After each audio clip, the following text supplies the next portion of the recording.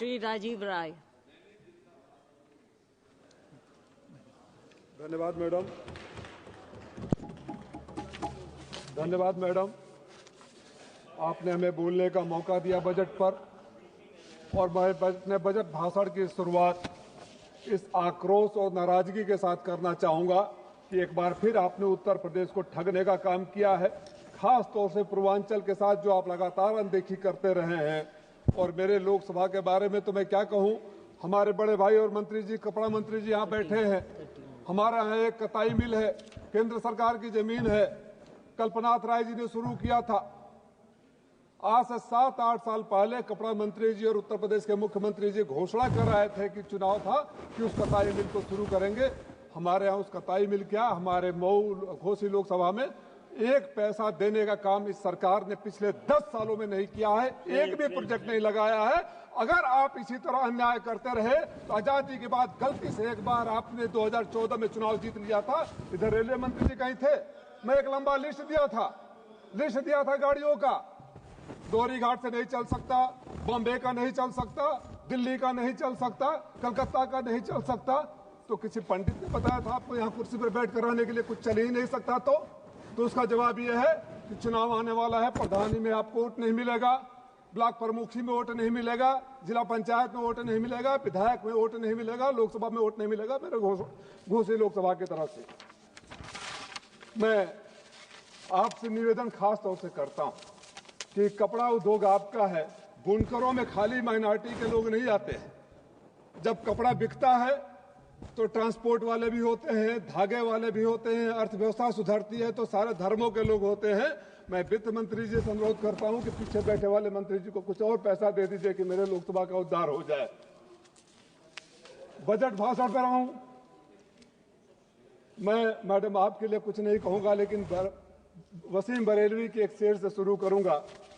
वो झूठ बोल रहा था बड़े सलीके से, मैं एतबार न करता तो और क्या करता। मैं वसीम बरेलवी के वो किया हूं, मैडम को नहीं कहा हूं, उनके एक शेर को कोट किया मैंने।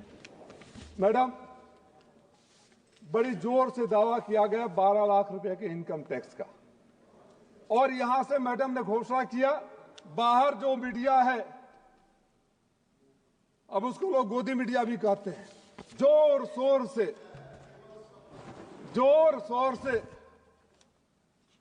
45 करोड़ लोगों को फायदा पहुंचाया।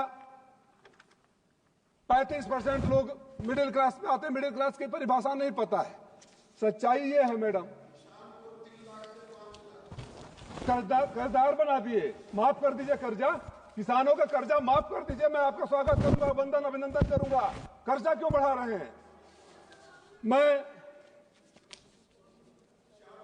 मैडम, सच्चाई ये है, इनकम टैक्स के जो 12 लाख का छूट हुआ है, 7.4 करोड़ लोग केवल इनकम टैक्स भरते हैं, जिसमें से 5.2 करोड़ लोग नील इनकम टैक्स भरते हैं, यानी जीरो रिटर्न करते हैं, जो 70% के बराबर है।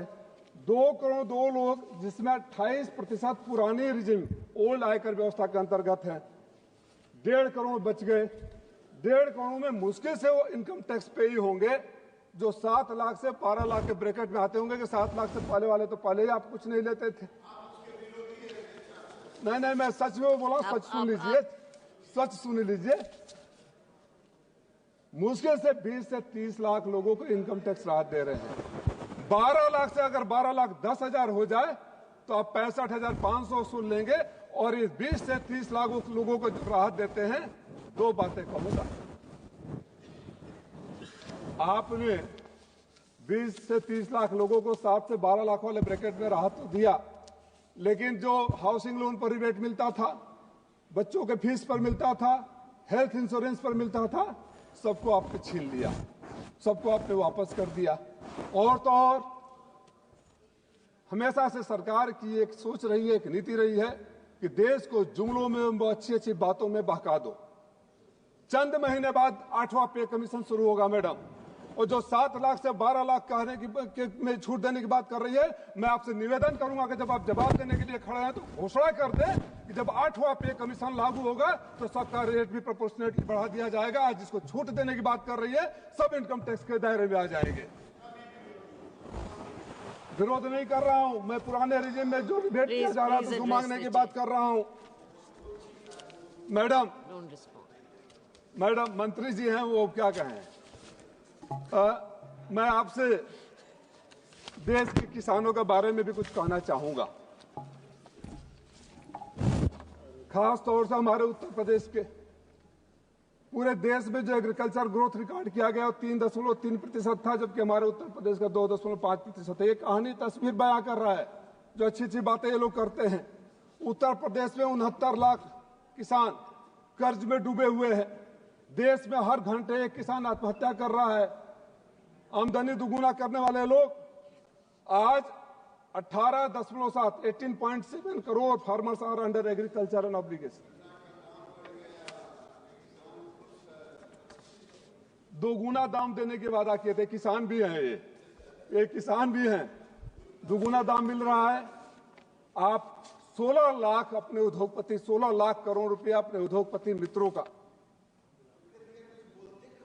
माफ कर दिया। किसान आत्महत्या कर रहे हैं।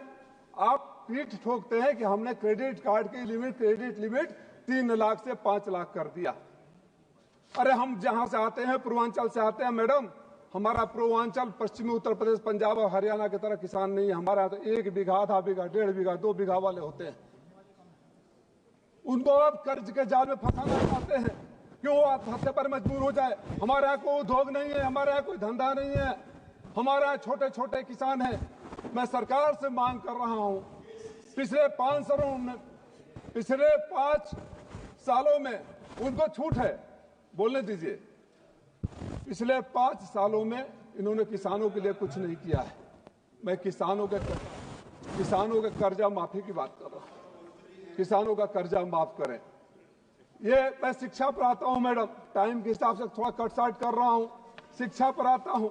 ये व्हाट्सएप यूनिवर्सिटी वाले लोग हैं, व्हाट्सएप यूनिवर्सिटी वाले लोग हैं। आपको जानकर मैं उस कमेटी में हूं जो शिक्षा की कमेटी है। मैडम 10 लाख प्राइमरी स्कूल की वैकेंसी है, 10 लाख टीचरों की खाली है। आपके पास पैसा नहीं है कि टीचरों को अपॉइंट कर दे। जहां प्राइमरी स्कूल में आप टीचर अपॉइंट नहीं कर सकते, देश की शिक्षा व्यवस्था बनाने की आप बात करते हैं। और उस स्कूलों की हालत क्या है।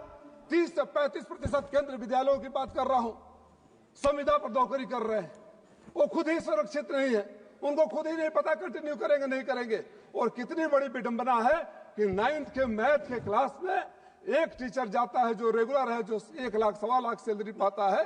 दूसरा संविदा वाला जाता है जिसको 40,000 आप सैलरी देते हैं। जब आप शिक्षकों के साथ जो समाज को दिशा देने का काम करते हैं, उनके साथ भेदभाव करेंगे, फिर देश को आगे बढ़ाने की क्या बात कर रहे हैं। प्रधानमंत्री जी आते हैं, MBBS की सीटें बढ़ा दिया, 1 लाख बढ़ा दिया, 10,000 का प्रस्ताव पारित कर दिया, 10,000 सीटें बढ़ाएंगे। मैडम 8 मिनट टाइम था, अभी तो 5 मिनट हुआ। मैडम आपसे एक और अनुरोध है, आप डेटा मांग लीजिए। हर मेडिकल कॉलेज में MBBS पढ़ाने के लिए, चाहे इंजीनियरिंग कॉलेज में, PG फैकल्टी की जरूरत होती है। देश में PG फैकल्टी नहीं है, लेकिन शिक्षकों में MBBS की सीटें बढ़ा दिया। MBBS की सीटें बढ़ा दिया तो क्या उनको अधकचरे फैकल्टी प्रोफेसर से पढ़ाओगे? जान से खेलोगे? हवाई जहाज की बात करने लगते हैं। हमारे यहाँ आजमगढ़ में प्रधानमंत्री जी हवाई अड्डे का उद्घाटन करके आए थे।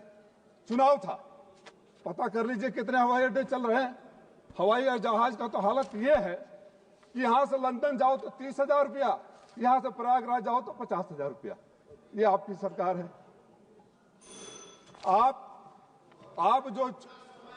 आप जो बातें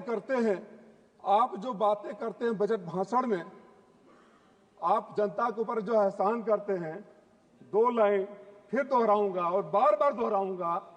आप आवाम पर कुछ ऐसे एहसान करते हैं, आंखें तो छीन लेते हैं और चश्मे दान करते हैं। Thank you. मैं एक अनुरोध करते हुए कि मैडम हाथ जोड़ के कह रहा हूं, पूर्वांचल बहुत पिछड़ा है, भूखमरी के कगार पर है। हमारे यहाँ उद्योग नहीं है, हमारे यहाँ किसान छोटे छोटे हैं, हमारे यहाँ बाढ़ और सुखाड़ का क्षेत्र है। आप अपने दिल पर हाथ रखकर सोचिएगा, अगर पूर्वांचल के लिए कुछ नहीं दिया हो तो पूर्वांचल पर उपकार कर दीजिएगा। और मेरे घोसी लोकसभा में जो बंद पड़ी मिले हैं उसको चलवा दीजिए, वही रोजगार को अवसर प्राप्त होंगे। बोलना बहुत कुछ था, मैं ये कहते हुए कि जो बजट है किसान विरोधी है, नौजवान विरोधी है, शिक्षा विरोधी है, चिकित्सा विरोधी है और इस बजट में कुछ भी नहीं मिला है।